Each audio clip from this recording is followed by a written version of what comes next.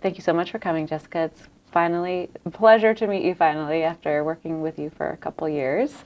Can you introduce yourself to Inform's members? Sure.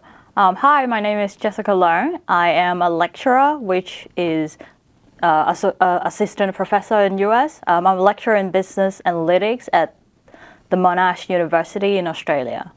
Great, thank you. And how long have you been an Inform's member? I've been an Inform's member since 2018. Great. So 2018, so you joined as a student member, correct? Yeah. Okay. And now you're a regular member? Yes. Since you've moved on.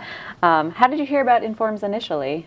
So I heard about Informs from my PhD supervisor, Associate Professor Dimitro Mesipera. Okay. So back then, Dimitro was like, oh, there's an invited session in Phoenix, like you should try to talk to other people about your work, so just go there. So I joined the invited session, presented my work, and that's how I found out there's this whole community of people which is in my field, and I was like super excited about it. That's great. So did you join before you went to that meeting, or okay? Yeah. So just a quick trip from Australia to Phoenix. Right? Yeah, quick trip. Yeah, but it was worth it. That's good. So how did you get into this field in the beginning? How did you get into OR? So I guess the decision dates back to when I was an undergrad at University of Sydney. So I did a double major. So I did a business analytics major and I did industrial relations and human resources management. Okay. And back then, this idea kicks into my head that it's not going to be just about hiring one or two data scientists or machine learning guy in your team. It's about improving the digital literacy of your whole workforce. It's about transforming your organization, capitalizing on analytics. So I think that change will happen, and I want to be part of that change. And to do that, I have to be in business analytics first. So that's how I joined the RMS, this whole field. Yeah, great. That's awesome. So tell us what it was like to complete your PhD during the onset of COVID-19. Well, it turns out the lockdowns is really helpful when you have a PhD thesis to finish. So that's a bright side. But it was a very daunting experience. It was kind of scary because like there is almost no opening. Like a lot of organizations and universities have frozen their funds because of the COVID. So that was a bit scary. But at the same time, that's where the network comes into place. Like I feel like back then my entire network is looking out for me. All of us are looking out for each other. I received a lot of help from both Informs and from the University of Sydney, and I really appreciate that. So I would like to take this opportunity to say thank you to everyone who helped me to find my job. Great. Did you have to defend your dissertation virtually, or were we out of those times by then? We're out of those times, so I didn't have to. That's good. Yeah. I interviewed Emily Tucker, who was on the RMS Tomorrow team as well, and she had to. At the time she was defending hers was when everything was completely shut down, and she just said it was so strange to do it like that, and it kind of takes away from like you're preparing for this thing for so long, right? And then all of a sudden they kind of take that experience away from you. So in Australia it works a bit differently. Does it? In Australia, it's to defend your proposal. Like that occurred much more early on in the candidature. So at the end we submit, and then there were comments from our reviewers, and we address them at the end. Yeah. Interesting. You can also choose to defend it. I just didn't choose to. Okay, got it. So since you're recently in the workforce, right? How did you decide on your career in academia versus a spot in industry? Well, I guess I made that decision very early on as well. I feel the difference between academia and industry for me is the autonomy. Okay. Like I get to choose what research I want to work on. I get to choose the topic. I don't have to do a certain thing because of whoever wants me to do that, or funding issues, not too much. I get to choose whatever I want to teach in my unit because I think this is the latest thing. This is the modern thing to do. So I put it in my unit. I don't have to force to teach a certain thing because someone wants me to. So I think the autonomy part is what drives me into academia. What are you teaching right now? What is the latest thing in your unit? I'm teaching optimization in business at Monash University. Okay, cool. What general advice do you have for current RMS and analytics students that are getting to where you are now? Well, preparing? I feel a bit not qualified to give general advice, but Why? You did it. I guess the one thing I wish I would have done more is to, it sounds a bit cliche, but read more books and news. Because read more books even on the same topic, because multiple narrative on the same topic helps you understand better. Like it's always good to hear multiple people talk about the same thing. Like it create like compare and contrast, and it gives you a lot more texture in your understanding. Read news because it gives you context in your applications. Like a lot of us just came out of the university setting. We don't really understand things that we've learned. How can I use it in other settings? Right. So read the news, see where the demand is. It will help you like put everything together better. So that's great advice. I think. Thank you. Thank you.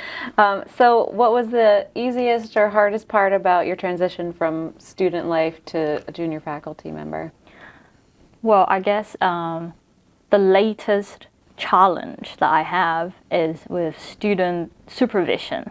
That is like a completely uncharted area for me. So I've done like mentoring to honor students before at University of Sydney, but back then it's more like a peer-to-peer kind of help. Like I help you as a peer. But student supervision, I supervise a master's student this year, and that's where I spent a lot of time contemplating how do I encourage him, how do I make him as excited as I am with the topic, how do I let him see what I can see. So that's where the challenging bit is. And I guess the on the other hand, not necessarily the easiest part, but rather I think there's an advantage as a new person to the faculty is that you have a fresh pair of eyes. You just been through the whole job search process, and whatever you were like the most uncomfortable with or the most not confident about your own profile, add those elements to your curriculum. Teach those things in your unit so that your student don't have to face the same thing like when they come out to look for a job. So I think that's where the part where we have an advantage, and we should take advantage of that. That's interesting. So is a supervision, is that the same as like an advisor? Yeah. Okay. Yeah. So I advise the master thesis. Yeah. Got it. Use different words. And so talk about any research you're currently working on. So currently I'm working on 3 series of research. The first one is to revisit classical or traditional statistical problems using combinatorial optimization, usually, but optimization in general. The second one is on multi-source or multimodal AI applications in studying security alliance. The third one is on risk modeling in financial applications. Okay. And you gave a talk at the 2022 Informs annual meeting on the third one, on the finance, or was it? So I gave a talk on the revisiting classical statistical problems using mixed integer optimization. It's in particular I'd study feature selection problem. My co-authors give the risk modeling in finance application. Got it. Yeah. And you did mention this earlier, but I want everyone to hear your experience of your talk and your co-authors' talks, and how the annual meeting has kind of garnered some new networking for you. Can you talk about that? It was great because my co-authors gave his talk, and then there is this very interested audience who asked a few questions to everyone's talk and in the same section, and then at the end of the session he came to us and asked us to send us his slides, and then he bring out his business cards. It turns out he's the lead data scientist from Amazon, so it was great. I also I was told by one of my friends from the RMS Tomorrow team that there is another person who is interested in my work, and my friend kindly put us together in touch. So I think it fosters a lot of networking and collaboration opportunities. Yeah, that's great. And it happens not just at the networking lounge and the specific coffee breaks where people are forced to talk to each other. So we did work together on the RMS Tomorrow magazine, which you recently just ended your term as lead co-editor. Can you just talk about your experience of leading this group of student members and why you volunteered for it in the first place? It was a very rewarding and inspirational experience because I think I have written about this somewhere else, but it's such a diverse group of talents from different areas related to RMS, from different universities across the world. And I get an opportunity to basically just witness their talent. I just they have awesome ideas and I just help them to put them together and display it to our audience. So I think it was awesome. And in particular, I would like to say thank you to our faculty advisor Dave and Amira and Sophia, who worked with me as co-lead editor at different terms.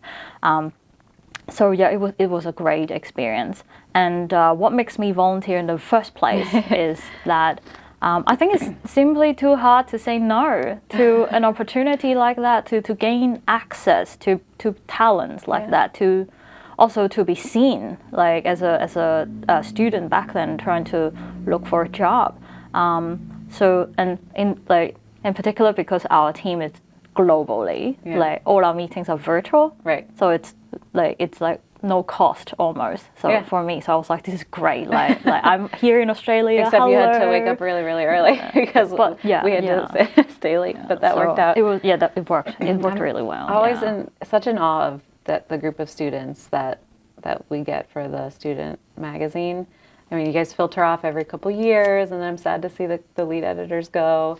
But I'm just every new group is so good still. They're such an engaged and really they want to do everything. You know, they volunteer. They're writing for the e-news for the annual meeting, and it's amazing. They're just so dedicated, and I don't know where you guys got the energy to do all this stuff.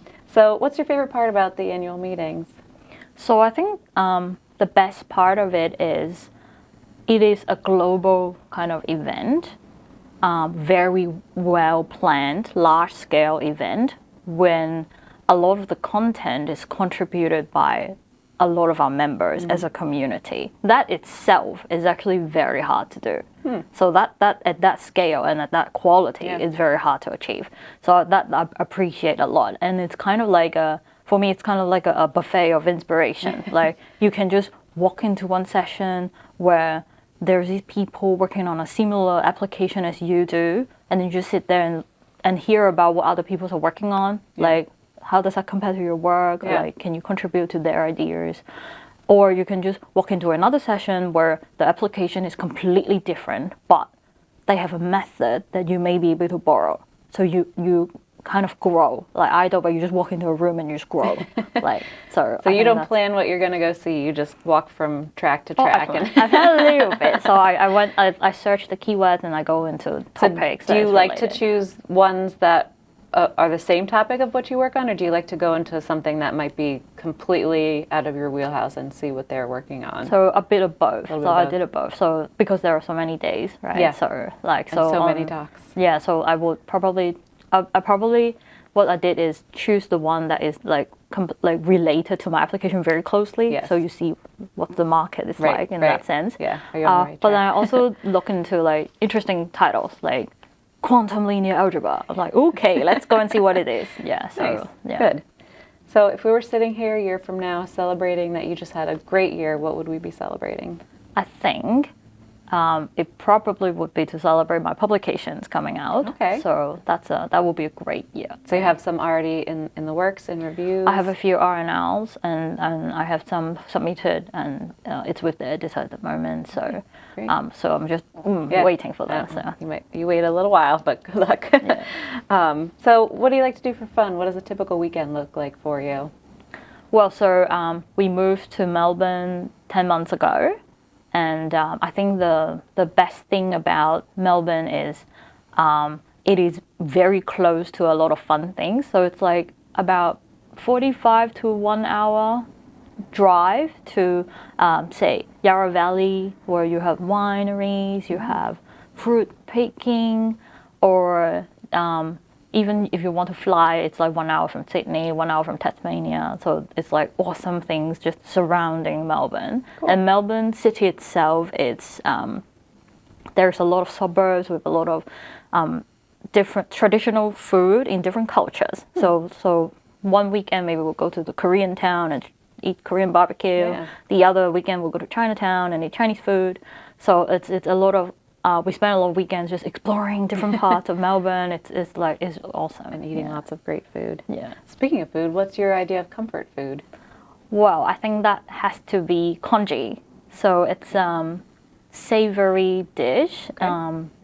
and you can pretty much add whatever you want in there. So it depends on what is in your fridge, I guess. Oh, really? Yeah. So it's I like adding dried scallop in there. That's a very What's the Cantonese base of it? thing. Is it like a broth based or like a pasta based? Or it's So it's a rice porridge. okay. Yeah. So and yeah, you can add whatever. You can add pork if you have pork, and that's my go-to Yeah. comfort food. It brings back a lot of childhood memories. That's nice. Yeah. Yeah.